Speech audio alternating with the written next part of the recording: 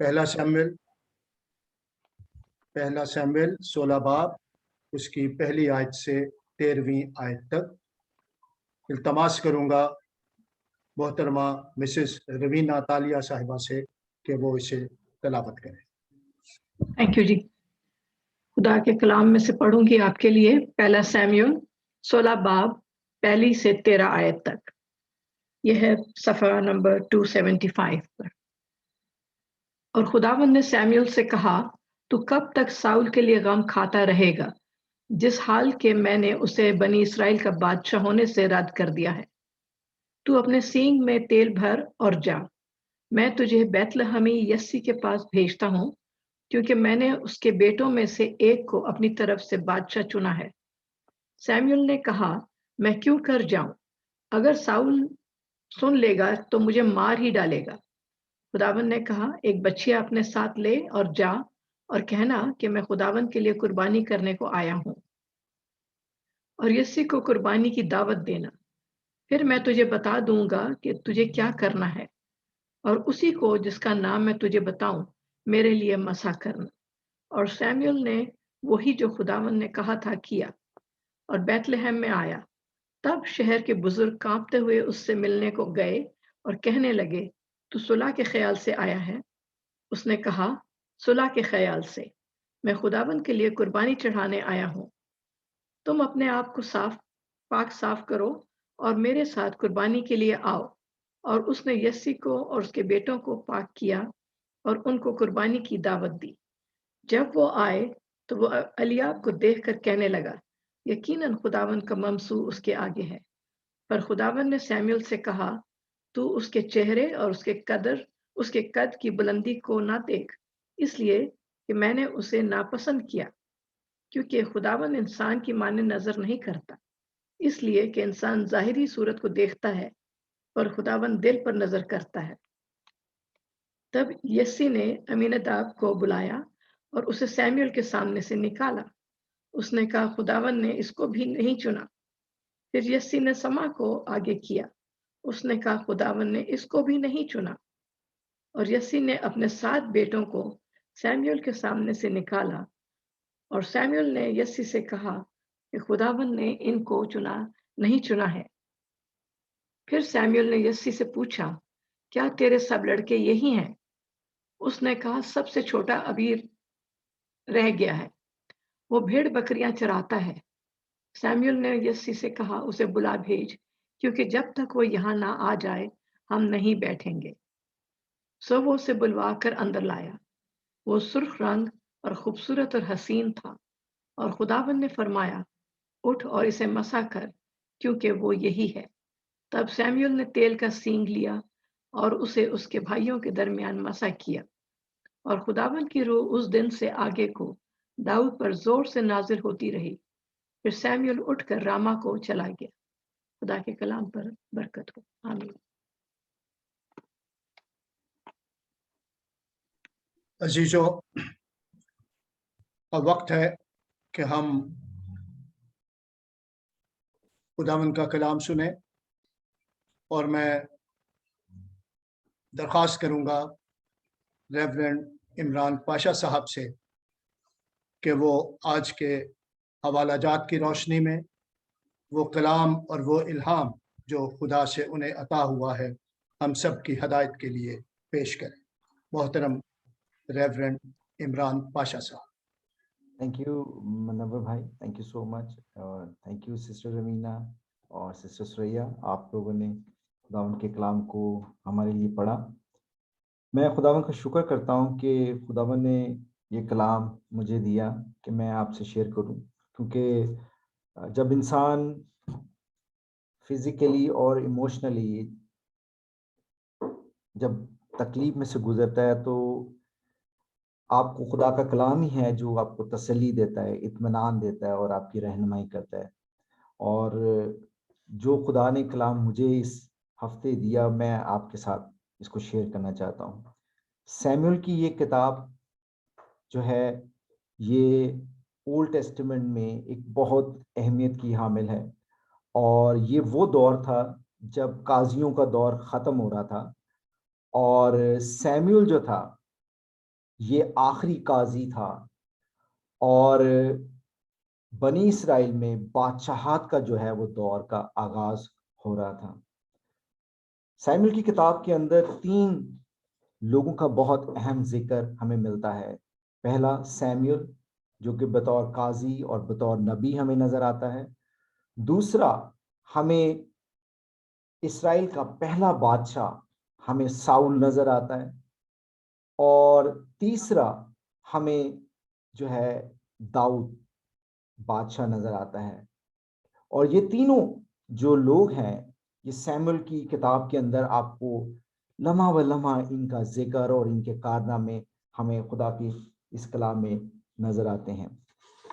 Samuel जो कि खुदा को बहुत प्यार करता था और खुदा उसके साथ साथ चलता था, और सैमुएल को खुदा ने जो है उसको बनी इसराइल के बारे में और उसके लोगों के बारे में जब भी प्रॉब्लम होती थी, वो सैमुएल को इस्तेमाल करता था।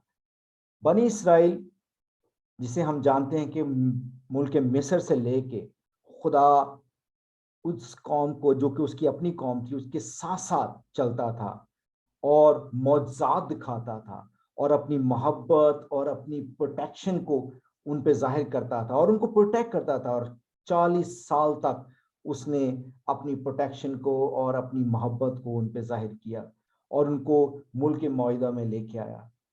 लेकिन यहाँ पे जब हम सैमुएल की किताब में पहुंचते हैं, तो बनी इसराइल जो है वो दूसरे जो मुल्क के लोग हैं, दूसरे बादशाहों को देख के वो खुदा की उस मोहब्बत को भूल जाते हैं, खुदा की उस वफादारी को भूल जाते हैं, और वो ये दावा करते हैं और वो ये रिक्वेस्ट रखते हैं सैमुएल के सामने कि सैमुएल, हमें एक बादशाह चाहिए। क्योंकि सैमुएल, अगर आप 13 बाब और उसकी 14वीं आयत में पढ़ें, तो वहां लिखा है कि खुदावन ने वहां पे जो है जो इस बनी इसराइल है, वो सैमुएल को जो है रिक्वेस्ट करती है और वो कहती है कि क्योंकि तू जो है वो बुजुर्ग हो चुका हुआ है और तू कमजोर हो चुका हुआ है, तो तेरे बेटे जो हैं वो इस लायक नहीं है, और तू अपने मरने से पहले जो है हमारे लिए एक बादशाह मुकर्रर कर दे। और ये आप पहला सैमुएल 8 बाब उसकी 5वीं आयत जब पढ़ेंगे, तो वहां पे ये हमें वाज़ेह तौर पे लिखता है, जहां वो ये बयान जो है बनी इसराइल सैमुएल क्या करती है। बनी इसराइल जब ये बात करती है तो सैमुएल डर जाता है, सैमुएल को बहुत धचका पहुंचता है। और ना सिर्फ सैमुएल को धचका पहुंचता है, वो खुदा जिसने 40 साल अपनी मोहब्बत का इजहार किया, अपनी प्रोटेक्शन का किया, अपनी वफादारी का एहसास दिया, और उनके साथ बहुत सारी, जब भी किसी ने उन पे हमला किया, वो एक बादशाह के तौर पे उसने उनकी प्रोटेक्शन की। और बनी इसराइल यहां पे उस बादशाह को भूल जाती है, और जब वो ये बात सैमुएल से करते हैं तो खुदा रंजीदा होता है, खुदा बहुत ज्यादा रंजीदा होता है। और वो 8वें बाब और उसकी 7वीं आयत में क्या कहता है, खुदावन ने सैमुएल से कहा कि जो कुछ ये लोग तुझसे कहते हैं तू उनको मान, क्योंकि इन्होंने तेरी नहीं बल्कि मेरी हकारत की है कि मैं उनका बादशाह ना रहूं।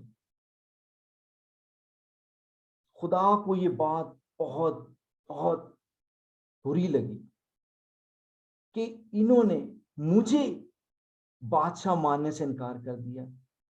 ये मेरी उन तमाम बातों को भूल गए जो मैं इनके साथ करता रहा अपनी मोहब्बत को जाहिर करने के लिए, और इन्होंने एक दुनियावी बादशाह जो है उसकी डिमांड कर दी है। क्योंकि वो ये सोचते थे कि हर कौम के पास बादशाह है, हमारे पास बादशाह क्यों नहीं है।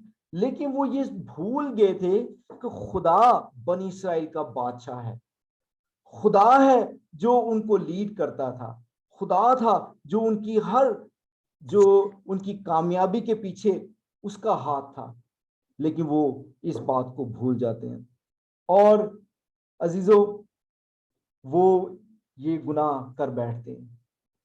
और मैं इस आयत को जब 7वीं आयत को पढ़ा तो मुझे एक बड़ी यानी कि एक खुदा की एक रिलेशनशिप की एक एहसास ऐसा हुआ कि खुदा किस हद तक हमसे प्यार करता है कि वो उसको ये हकारत महसूस हुई कि मेरे लोग जिनको मैंने पैदा किया वो मुझे बादशाह मानने से जो है इनकार कर रहे हैं। अजीजों इस पूरे हवाले के अंदर और आप ये देखेंगे कि हम अपनी जिंदगी में 1000 बार क्या लाखों बार हम खुदा का इनकार करते हैं और उसको अपनी जिंदगी में बादशाह तस्लीम नहीं करते। ये हमारा एटीट्यूड है और ये बिल्कुल बनी इसराइल की तरह हमारा भी एटीट्यूड होता है। हम अपने बातों से, अपने कामों से, अपने एक्शन से हम ये बात वाज़िया करते हैं कि जिंदा खुदा जो है वो हमारा बादशाह नहीं है, तो हम उसकी क्यों माने? बनी इसराइल ने भी यही गुनाह किया।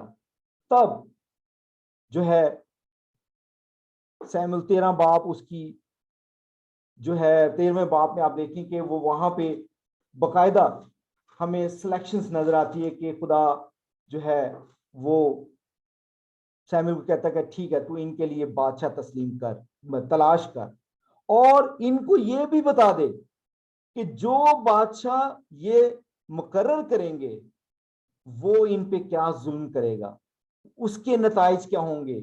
और अजीजों बाइबल मुकद्दस के अंदर आप अगर पूरी सैमुएल की किताब को पढ़ना शुरू करें, उसके पहले जो अबवाब हैं वहां पे हमें सैमुएल जब साउल को, जो कि कैस का बेटा था, बिन्यामीन के कबीले का था, खूबसूरत नौजवान कदावर शख्स था और बनी इसराइल ये सोचते थे कि ये सही बादशाह के लायक है और इसकी शान और शौकत, इसका रंग रूप जो है ये है बादशाह के काबिल, इसको बनाते हैं हम। और उसको खुदा जो है सैमुएल कहता है कि ठीक है तू इसको बादशाह मुकर्रर कर इनके ऊपर। और उसके बाद क्या होता है कि आप बाइबल मुकद्दस में जब आप पढ़ेंगे कि किस तरीके से साउल ने उन पे जुल्म किए, साउल ने कितनी सख्ती की उनके ऊपर कि एक बहुत ही सफाक तबीयत का जो है वो बादशाह साबित हुआ, क्योंकि वो खुदा को जानता तो था लेकिन उसकी खुदा के साथ मोहब्बत या खुदा के साथ जो उसका ताल्लुक था वो वैसा नहीं था जैसा हमें दाऊद नजर आता है। वो अपनी ताकत पे, अपने हिकमत पे वो फख्र महसूस करता था और उसी पे वो चलता था। और अजीजों जब खुदा ने उसको कहा कि ठीक है तू अमालीकियों के ऊपर जो है धावा बोल और उनको तहस नहस कर दे और वहां से कोई भी चीज वापस ना लेके आना, कोई भी चीज जो है तू अपने साथ मत लेके आना, उसको मना किया।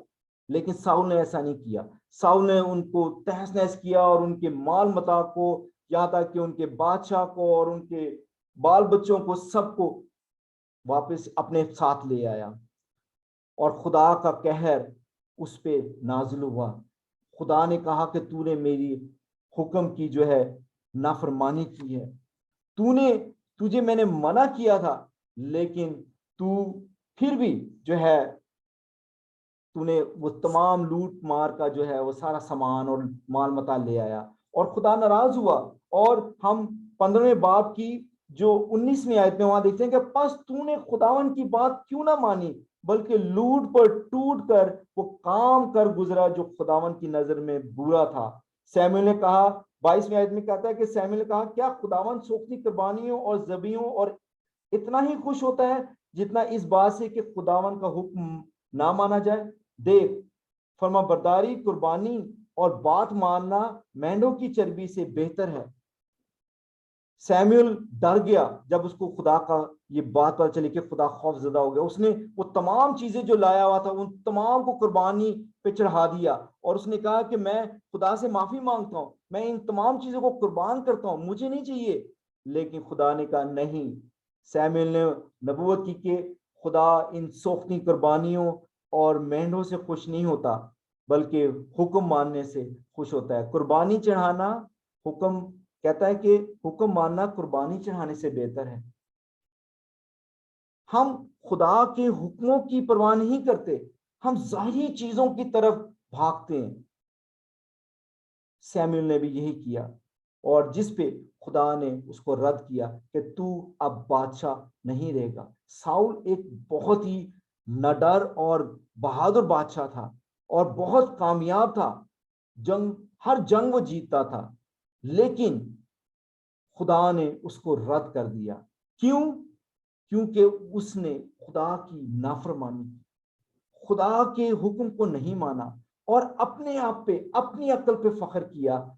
और खुदा ने कहा कि सैमुअल, 16वें बाब में वो यहाँ पे वो कहता है कि सैमुअल तू बादशाह तलाश कर दूसरा।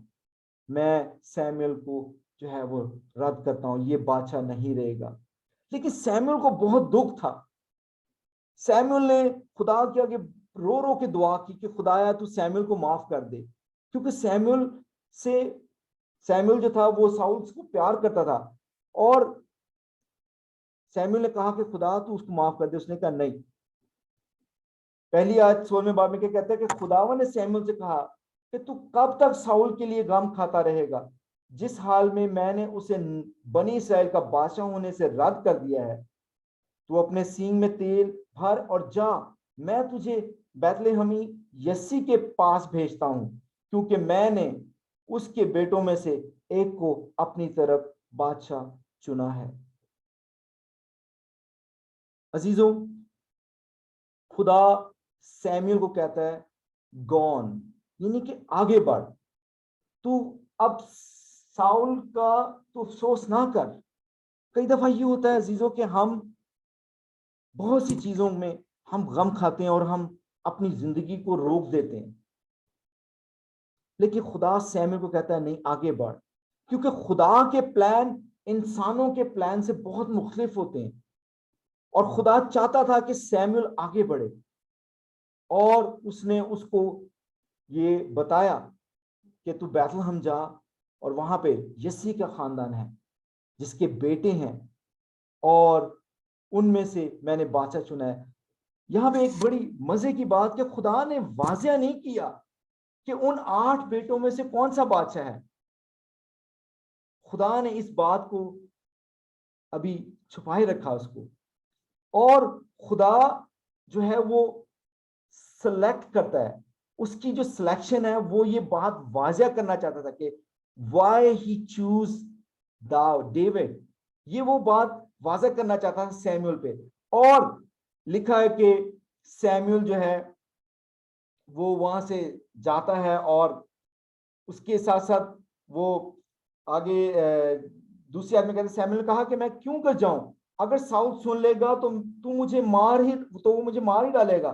खुदावन ने कहा एक बच्ची अपने साथ ले जा और कहना कि मैं खुदावन के लिए कुर्बानी करने को आया हूं। यहाँ पे खुदा सैमुअल को प्रोटेक्ट करता है और उसको कहता है कि तू ये प्रिटेंड करना। और ये उसका जो प्रिटेंड करना था कुर्बानी के लिए, वो एक ये भी बात वाज़ह करता था कि वो नहीं चाहता था कि सैमुअल जाके एकदम एक बंदे को सिलेक्ट कर ले। वो चाहता था कि सारे लोग इकट्ठे हों और उनके सामने ये सिलेक्शन हो। और लिखा है कि और यसी को कुर्बानी की दावत देना और उस खानदान को कुर्बानी की दावत देना जिनके वो बेटे थे। फिर मैं तुझे बता दूंगा कि तुझे क्या करना है, और उसी को जिसका नाम मैं तुझे बताऊंगा मेरे लिए मसा करना।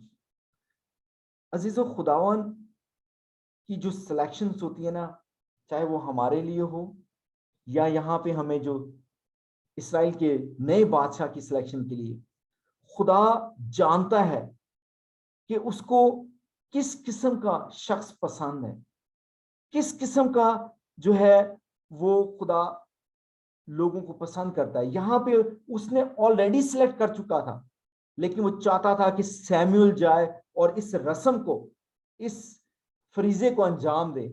और चौथी आयत में लिखा है कि सैमुअल ने वहीं जो खुदावन ने कहा था किया और बैतलहम में आया। तब शहर के बुजुर्ग कांपते हुए उससे मिलने को गए और कहने लगे कि तू सुलह के ख्याल से आया है, क्योंकि सैमुअल एक नबी था, एक काजी था। लोग उससे डरते थे, उसका एहतराम करते थे, क्योंकि वो जानते थे कि खुदा उसके साथ साथ चलता है, खुदा उससे बात करता है, और लोग उसका बहुत एहतराम करते थे। उसने कहा सुलह के ख्याल से मैं खुदावन के लिए कुर्बानी चढ़ाने आया हूं, तुम अपने आप को पाक साफ करो और मेरे साथ कुर्बानी के लिए आओ। और उसने यस्सी को और उसके बेटों को पाक किया और उनको कुर्बानी की दावत दी। अजीजों, वो तमाम उन बुजुर्गों को और यस्सी के खानदान को दावत देता है, और ये सब एक जगह जमा होते हैं और उनको वो पाक करता है। यहां छठी आयत में हमें नजर आता है कि खुदा किस तरीके से वन बाय वन करके वो अपनी सिलेक्शंस को जाहिर करता है, और बड़ा खूबसूरत उसने यहाँ पे इस चीज को वाजिया किया। और ये जो हवाला आगे मैं पढ़ूंगा, ये हमारे लिए एक बहुत सबक आमोज है, और उसकी छोटी छोटी जो चीजें हैं, खुदा हमें जो है उनसे बहुत कुछ सिखाने की कोशिश कर रहा है। जब वो आए तो वो एलियाब को देखकर कहने लगा, यकीनन खुदावन का ममसू उसके आगे है। खूबसूरत था, लंबा चौड़ा था, जवान था। साउल के साथ वो एज ए सिपा सलार था। उसके तीनों जो पहले बेटे थे यस्सी के, वो तीनों जंगजू थे, लंबे चौड़े थे, और एलियाब जो था वो सबसे बड़ा था। और सैमुएल ने कहा मुझे लगता है कि यही ममसू है। लेकिन अजीजों, खुदा की जो क्राइटेरिया है वो हमारे लिए बहुत डिफरेंट है। और वो कैसे डिफरेंट है? क्योंकि हम जाहिरी खूबसूरती पे ज्यादा जाते हैं, अक्ल व फहम पे जाते हैं, इल्मियत पे जाते हैं, हुनर पे जाते हैं, और हम कहते हैं कि ये शख्स जो है ना, ही इज द ब्रिलियंट, क्योंकि ये इल्म से भरपूर है, हुनरमंद है, खूबसूरत है, जवान है। यहां पे भी ऐसा ही हुआ। सैमुएल ने कहा ये है, लगता है मुझे मंसूर। लेकिन खुदा ने क्या कहा? पर खुदा ने सैमुएल से कहा तू उसके चेहरे और उसके कद की बुलंदी को ना देख, इसलिए कि मैंने उसे नापसंद किया, क्योंकि खुदावन इंसान की मानद नजर नहीं करता। खुदा का जो क्राइटेरिया बहुत डिफरेंट है। हमें उस क्राइटेरिया को जानने की पहली बात जरूरत है। और वो क्राइटेरिया क्या है? वो कहता है इसलिए कि इंसान जाहिरी सूरत को देखता है, पर खुदावन दिल पर नजर करता है। खुदावन रूहों को प्यार करता है, दिलों को प्यार करता है, आपकी सोच को प्यार करता है, आपके किरदार को प्यार करता है, आपकी जाहिरी सूरत को नहीं, आपके स्टेटस को नहीं। हमारी जिंदगी में हजार बार हम ऐसे लोगों को रिजेक्ट कर देते हैं, अपनी अपनी नजर से ऐसे ही गिरा देते हैं, यार ये क्या है, इसकी कोई वैल्यू नहीं है। लेकिन खुदा की नजर में उसकी क्या वैल्यू है, इस बात का हमें खौफ रखने की जरूरत है। खुदा जो है वो दिलों को देखता है, दिलों को परखता है। तब ऐसे ही फिर क्या हुआ?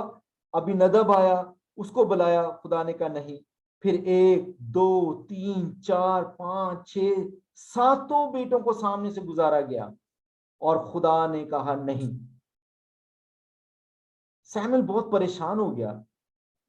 उसने कहा ये चारों सातों नहीं तो कौन है? तो उसने यस्सी से कहा क्या तेरा कोई और भी बेटा है?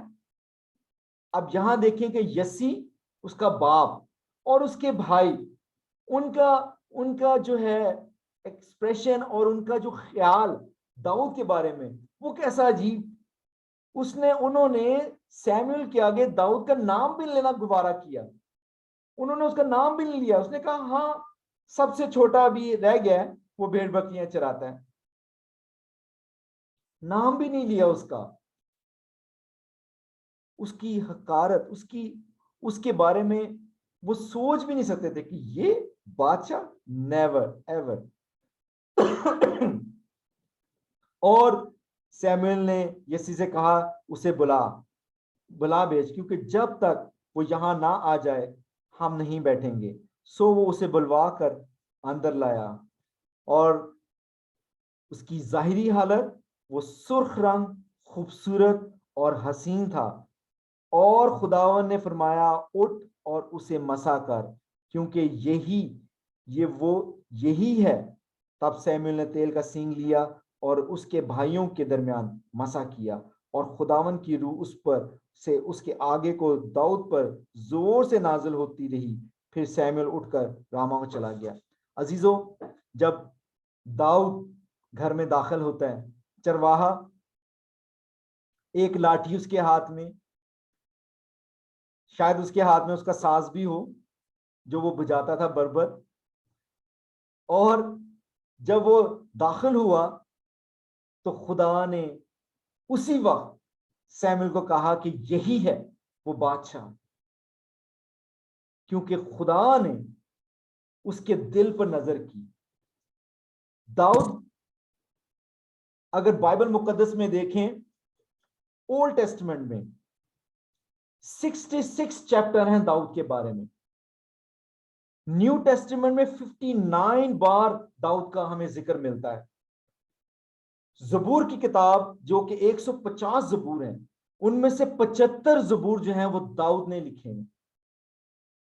75 उसका कंट्रीब्यूशन हमें बाइबल के अंदर जीसस के बाद सबसे ज्यादा दाऊद का हमें मिलता है। ये वो शख्स है जो भेड़ बकरियां चराता था, हाथ में लाठी, एक हाथ में बरबत, और वो चरवाहा ऐसा चरवाहा नहीं था, बहुत जिगरे वाला चरवाहा था। वो अपने हाथों से रीछ और शेर बब्बर को उसने मारा हुआ है। वो अपनी भेड़ों की हिफाजत करता था, और वो ये नहीं कहता था कि ये मुझ में ताकत है और मैं ताकतवर हूं। वो हमेशा कहता था कि खुदावन मुझे जो है इनसे बचाता था, और खुदावन मेरी हिफाजत करता था, खुदावन मुझे जोर देता था तो मैं इनसे लड़ता था। जबकि इसके पैरेलल साउल, वो ये कहता था कि मैं ताकतवर हूं, मैं अक्लमंद हूं। बनी इस्राएल की ये तो पहले बादशाह, इनके अंदर आप अगर इन दोनों के किरदार देखें तो एक शख्स जो कि कदावर, खूबसूरत और बहादुर और सिपासलार, एक तरफ दाऊद एक चरवाहा कमजोर, लेकिन खुदा के नजदीक वो उसका हर दिल अजीज। और सैमुएल 13 बाब 14वीं आयत में क्या कहता है? खुदावन ने एक शख्स को, उसने कहा कि मैंने एक शख्स को जो उसके दिल के मुताबिक है तलाश कर लिया है, और खुदावन ने उसे अपनी कौम का पेशवा ठहराया है। ये खुदावन के दाऊद के लिए अल्फाज थे कि वो मेरे दिल के माफिक है, और खुदा ने उसको अपना जो है अपनी कौम का पेशवा मुकर्रर किया। क्यों? जैसा कि हमने कहा कि वो खुदा को प्यार करता था और खुदा को पहला दर्जा देता था, खुदा को अपना बादशाह मानता था, और अपनी अक्ल पे जो है वो इन्हिसार नहीं करता था। लेकिन लोग अजीजों, हम बिल्कुल मुख्तलिफ चलते हैं। खुदा का कलाम हमें ये बात सिखाना चाहता है कि हमें ऐसा नहीं करना, हमें खुदा को पहला दर्जा देना है। और आगे आप देखें कि जब 17वें चैप्टर के अंदर जब बनी इस्राइल के सामने जाति जूलियत आके खड़ा हो जाता है, और बनी इस्राइल डर के मारे एक पहाड़ पे खड़ी हुई है, दूसरे पहाड़ पे जो है फलस्तीनियों की जो है फौज खड़ी हुई है, और बीच में जाति जूलियत। 40 दिन तक वो हर रोज आता था और बनी इस्राएल की तरफ से कोई भी उसका मुकाबला नहीं करता था। एक दिन यसी ने कहा कि जा अपने भाइयों के लिए रोटी लेके जा, और वो लेके गया तो उसने देखा उसको पहली दफा, उसकी गैरत जाग गई, उसको गुस्सा आया। हम 17वीं बाब की उसमें 34 वर्ष में, तब दाऊद ने साउल को जवाब, 32 वर्ष में, और दाऊद ने साउल से कहा कि उस शख्स के सबब से किसी का दिल ना घबराए, तेरा खादम जाकर इस फलस्ती से लड़ेगा। साउल ने दाऊद से कहा कि तू इस काबिल नहीं कि इस फलस्ती से लड़ने को इसके सामने जाए, क्योंकि तू महज लड़का है और अपने बचपन से जंगी मर्द है। तब दाऊद ने साउल को जवाब दिया कि तेरा खादम अपने बाप की भेड़ बकरियां चराता था, और जब कभी कोई शेर या रीछ आकर झुंड में से कोई बर्रा उठा ले जाता था तो मैं उसके पीछे पीछे जाकर उसे मारता और उसके मुंह से छुड़ा लाता था, और जब वो मुझ पर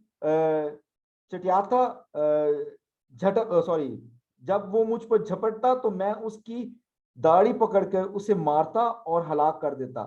तेरे खादम ने शेर और रीछ दोनों को जान से मारा है, सो ये नामख्तून फलिस्ती उनमें से एक की मानंद होगा। इसलिए उसने जिंदा खुदा की फौजों की जो है फसीयत की है। अजीजों, खुदा की जो गैरत है वो दाऊद के अंदर जागी, और उसने कहा ये खुदा के लोगों को जो है चैलेंज कर रहा है, खुदा के लोगों के सामने खड़ा हुआ है, मैं जाऊंगा। और फिर दाऊद ने कहा, खुदावन ने मुझे शेर और रीछ के पंजे से बचाया, वही मुझको इस फलस्ती के हाथ से बचाएगा। साउल ने दाऊद से कहा, जा, खुदावन तेरे साथ है। और अजीजों, वो गया और मट्टी के 5 उसने गोलियां जैसी बनाई, पत्थर लिए, और उसने पहला ही ऐसा घुमाया कि उसका सीधा माथे पे लगा और वो हलाक हो गया, और उसी की तलवार लेकर उसका सर कलम कर दिया। वो बगैर हथियार गया। अजीजों, वो खुदा उसके साथ था, और वो ये जानता था कि ये जंग मेरी नहीं है, ये मेरे खुदावन की जंग है। हमें खुदावन के साथ जंग लड़नी है। हम खुदावन को पीछे छोड़ के खुद आगे बढ़ जाते हैं अपनी मुश्किलात में, अपनी प्रॉब्लम में, अपनी जिंदगी में। लेकिन दाऊद जो कि एक लड़का था, यंग था, वो ये बात जानता था कि मेरी जंग जो है मेरा खुदावन लड़ेगा, वो मुझे बचाएगा। जैसे उसने मुझे जानवरों से बचाया, वो इससे भी बचाएगा। और नतीजा कि बनी इस्राएल को फतह हुई और खुदा ने दाऊद को जो है सरफराजी बख्शी। अजीजों, हम अपनी जिंदगियों में बहुत बार हम खुदावन की हकारत करते हैं, खुदावन को हकीर जानते हैं।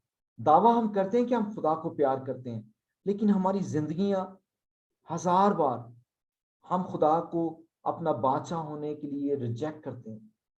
साउल ने और उस टाइम के जो भी लोग थे, वो उन्होंने खुदा को भूल गए, उसकी वफादारी को भूल गए, और उन्होंने दुनियावी बादशाह अपने लिए मुकर्रर कर लिया। लेकिन खुदा ने फिर दाऊद के जरिए इस बात को वाज़िया किया कि मैं वही खुदावंद हूं, मैं वो बादशाह हूं जो तुम्हें मुसीबत से बचा सकता है, मैं तुम्हारा मुहाफिज हूं, निगहबान हूं। और उसने एक बच्चे के जरिए, एक यंग लड़के के जरिए बड़े बड़े सूरमाओं को शर्मिंदा कर दिया, बादशाहों को शर्मिंदा कर दिया। खुदा क्या कहता है कलाम मुकद्दस में कि वो नकम्मों को चुन लेता है, हकीरों को चुन लेता है, ताकि अक्लमंदों को शर्मिंदा करे। क्योंकि हम अपनी अक्ल पे भरोसा करते हैं, हम अपनी अक्ल को जो है पहला दर्जा देते हैं, हम अपनी काबिलियत को पहला दर्जा देते हैं, और खुदा को बहुत पीछे छोड़ देते हैं। हम भूल जाते हैं कि हमें यहां तक लेके आने वाला हमारा जिंदा खुदा है। वो हमारा बादशाह है, वो हमारा निगहबान, हमारा रहनुमा है। जब तक हम उसको पहला दर्जा नहीं देंगे दाऊद की तरह, तब तक हमें फतह नहीं मिल सकती, हमें कामयाबी नहीं मिल सकती, ना इस जिंदगी में ना अगली जिंदगी में। और अगर हम ये फैसला करते हैं कि हमें खुदावन को पहला दर्जा देना है, तो खुदावन ने, हमने मकाशवा में हवाला पढ़ा कि जब खुदावन को हम पहला दर्जा देते हैं तो खुदावन बंद दरवाजों को खोल देता है। खुदावन जो है नामुमकिन काम को मुमकिन बना देता है। दाऊद के लिए जूलियत को मारना नामुमकिन था, बनी इस्राएल के तमाम सूरमाओं को भी उसको मारना नामुमकिन था, लेकिन खुदा ने अपने दरवाजों को खोला जिसको कोई बंद ना कर सका और कामयाबी बख्शी। खुदा हमारे लिए भी दरवाजे खोलता है। खुदा ने हमारे लिए दरवाजा खोल रखा है ताकि हम उस दरवाजे में से दाखिल हों। और वो दरवाजा कौन है? यीशु मसीह। यीशु मसीह हमारा दरवाजा है। जब हम अपनी जिंदगियों में खुदावन यीशु को पहला दर्जा देते हैं, उसको अपना बादशाह मानते हैं, उसको अपना रहनुमा मानते हैं, लीडर मानते हैं, तो वो हमारे लिए जो है बंद दरवाजों को खोलने पे कादिर है। और हमारी जिंदगियां जो हैं वो बिल्कुल हमें वाज़ेह हो जाती हैं, हमारी कामयाबियां हमारे सामने होती हैं और हम उसे हासिल कर सकते हैं। लेकिन अजीजों, जब हम अपने दरवाजों को खुद बंद कर देते हैं तो अजीजों उसे कोई नहीं खोल सकता, क्योंकि खुदा फिर हमें हमारी बदकारियों में, हमारी गुनाहों में हमें खुदा छोड़ देता है। वो तंग आ जाता है, जैसे बनी इस्राएल को उसने छोड़ दिया था। उसने कहा ठीक है, तुम अपना बादशाह खुद कर लो। इसी तरह खुदा हमें छोड़ देता है। ठीक है, तुम्हारी दौलत तुम्हारा खुदा है, तुम्हारी फहम, तुम्हारी शोहरत, तुम्हारी इज्जत, जो भी तुम्हारी जिंदगी में जाति जूलियत की तरह जो है वो कदावर था। बहुत सी ऐसी रुकावटें हमारी जिंदगी में हैं जो जाति जूलियत की तरह हमारी जिंदगी में है और हमें बहुत नामुमकिन लगता है उनको गिराना। लेकिन जब हम खुदावन के साथ चलते हैं तो खुदावन दाऊद की तरह हमें इस्तेमाल करता है उन हर्डल्स को गिराने के लिए। नामुमकिन काम को वो मुमकिन बना देता है जब वो हमारे साथ होता है। आपकी तमाम हर्डल्स को वो दूर कर सकता है। ये खुदावन का वादा है और खुदावन अपने कलाम के वसीले से वो ये बात हमें बताता है कि हमें वफादार रहना है, खुदा से मोहब्बत करनी है, तो खुदा भी हमारे से मोहब्बत करेगा। मैं आखिरी में एक हवाला पढ़ूंगा, पहला सैमुएल 2 बाब उसकी 30 आयत। इसलिए खुदावन इस्राएल का खुदा फरमाता है कि मैंने तो कहा था कि तेरा घराना और तेरे बाप का घराना हमेशा मेरे हुजूर चलेगा। ये खुदा का वादा था बनी इस्राएल के साथ, उसके घराने के साथ, कि हमेशा मेरे साथ चलेगा। पर अब खुदावन फरमाता है कि यह बात मुझसे दूर हो, क्योंकि जो मेरी इज्जत करते हैं मैं उनकी इज्जत करता हूं और करूंगा, पर वो जो मेरी तहकीर करते हैं बेकदर रहेंगे। खुदा या वाजिया करता है कि जो मेरी इज्जत करते हैं मैं उनकी इज्जत करूंगा और जो मेरी तहकीर करते हैं वो बेकदर रहेंगे। जो लोग दुनिया में ठोकरें खाते हैं, बेइज्जत होते हैं, रुस्वा होते हैं, वो खुदा को उसकी तहकीर की होती है। उन्होंने खुदा को अपना बादशाह तस्लीम करने से इनकार किया होता है। उन्होंने अपनी जिंदगी में यीशु को अपनाने से इनकार किया होता है और अपनी समझ के मुताबिक जिंदगी गुजारते हैं। तो लिखा है खुदा उनको बेकदर कर देता है। लेकिन जो खुदा की इज्जत करते हैं, कितनी बड़ी बात है कि खुदा खुद कहता है कि मैं उनकी इज्जत करता हूं। How blessed we are! कितना बड़ा वादा है खुदा का कि खुदा उनको कभी नहीं भूलता। जैसे वो दाऊद को नहीं भूला और उसने कहा मेरे दिल के मुताबिक मुझे एक शख्स मिल गया है। खुदा आपको भी ये कहना चाहता है कि मुझे मेरे दिल के मुताबिक मेरा परस्तार मुझे मिल गया है, और वो तभी होगा जब आप खुदा को अपना बादशाह, खुदा को अपना निजात दहिंदा, खुदा को अपना जो है कंट्रोल देंगे और उसको अपनी जिंदगी में पहला दर्जा देंगे, तो खुदा आपको इज्जत देगा, शोहरत देगा, आपको मुकाम देगा, आपको वक़ार देगा, और आप कभी भी किसी के सामने शर्मिंदा नहीं होंगे। खुदावन आपको इस कलाम के वसीले से बरकत दे। आइए हम अपने सरों को झुकाएं। जिंदा आसमानी बाप, हम तेरा शुक्र करते हैं तेरे इस कलाम के लिए कि खुदावन तो अपने कलाम के वसीले से हमें ये बात सिखाता है कि हमें किस तरीके से खुदावन तुझे अपनी जिंदगी में अहमियत देनी चाहिए और तुझे क्या मुकाम देना चाहिए। खुदावन तू हमें तौफीक दे कि तू हमारा बादशाह रहे ता हयात, और तू हमें इस काबिल बना के हम तेरे दिल के मुताबिक हो सके। खुदावन जैसा तूने दाऊद को कहा, और दाऊद जो कि तेरी प्रस्तिश करता था, तेरी हम्द व तारीफ करता था, और खुदावन तुझे दिलो जहां से प्यार करता था। खुदावन तू हमें भी तौफीक दे कि हम भी दाऊद की तरह अपनी रूह से, अपनी अक्ल से, फहम से, अपनी पूरी ताकत से खुदावन तुझसे मोहब्बत रखें। मेरी इस दुआ को सुन और कबूल कर तेरे प्यारे और जलाली नाम में मांग लेते हैं, आमीन। आमीन।